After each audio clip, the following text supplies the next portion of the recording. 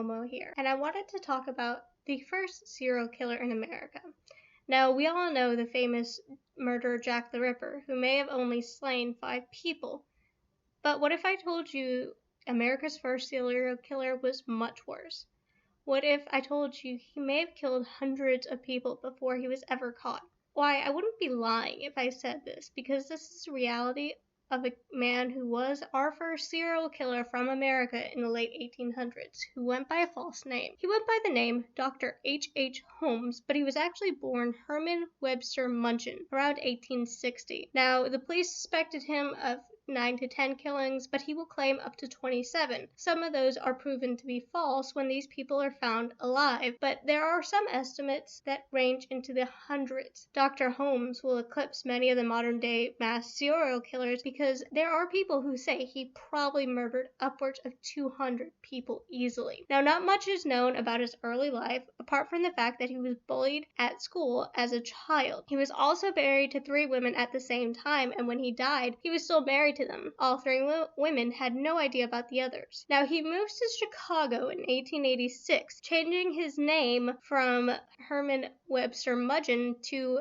Dr. Henry H. Holmes. Now, he did go to medical school, so he did have a basic understanding of anatomy and physiology, but he found a job at a pharmacy. Now, after he starts working at the pharmacist's husband actually dies, so he offers to buy the business from her, and she agreed. Now, he then purchases land across from the pharmacy and starts building this elaborate hotel, which is going to be named the Murder Hotel, and it's this really weird building, and he built it around the time of the Chicago Fair. This is why he's able to kill so much. Now, Holmes is so paranoid that he doesn't keep the same builder on the project for very long for fear that they discover what his real plans were. The World Fair gave Holmes a perfect opportunity to lure his prey, women especially, coming to the hotel alone to see the wonders of Chicago and lead them to their deaths. What was very odd about the blueprints was the fact that it had 51 doors that led into brick walls, 100 windowless rooms, stairways that led to nowhere, 2 furnaces, and a body-sized chute down to the basement. Someone should have seen that and seen a red flag. Now, most of Holmes's victims were women who were killed in soundproof bedrooms using gas, so he would actually asphyxiate them using different methods of gas and just watch through a peephole as they slowly suffocated to death. Once they were dead and the gas was cleared from the chamber, he would sneak the bodies through a secret labyrinth down to the basement using the chute and start his gruesome work of removing the flesh. Now, he also had a soundproof bank vault near his office that he'd also gas people to death in. After killing all his victims, Holmes was a very greedy man because back then it was very hard to get a good skeleton to study anatomy and physiology for medical schools and labs. So he would sell the victims' skeletons to these medical schools and labs and get a lot of money for it. In fact, today there's still some of his victims who are skeletons in their collections. He would also sell the organs as well because the gas didn't damage the organs enough to show it.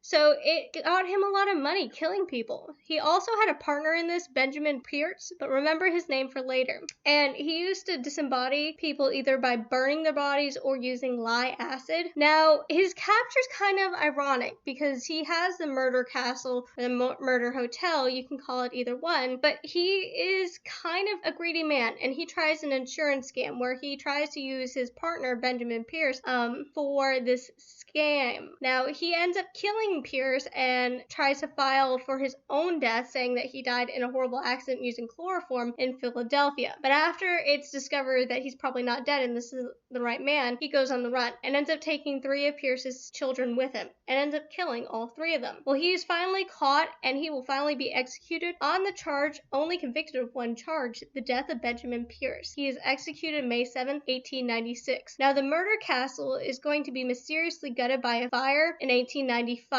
before his death, and some claimed it was a vengeful spirit still trapped within the walls. Now, where the murder castle once stood, now a post office stands. It's the Ingalls branch. Now, some of the post workers claim that the building is still haunted by the victims and maybe even Holmes himself. There have been claims of screams coming from the tunnels that were actually a part of the labyrinth of the murder castle, and a woman who once worked there found an old glass bottle down in one of these tunnels. She claimed that Holmes actually followed her home after this, and because of that, he started to attack her at night. And with that, she started to become terrified of the place that she worked. Now, with that, she finally figured out it was the glass bottle she took and brought it back, and after that, she claimed there was no more assault. Now, H.H. Holmes is actually portrayed in the 5th season of American Horror Stories in Hotel, which aired in 2015. The character based off him is named James March, played by Evan Peters. There's also a documentary made about him in 2004, H.H. Holmes, America's First Serial Killer, produced by John Bushwick, and he is also featured prominently in the book The Devil in the White City, a saga of magic and murder at the Fair That Changed America by Erik Larson. So I suggest you check all these out, guys, and I hope you find this interesting. Well, have a wonderful day. Bye, guys.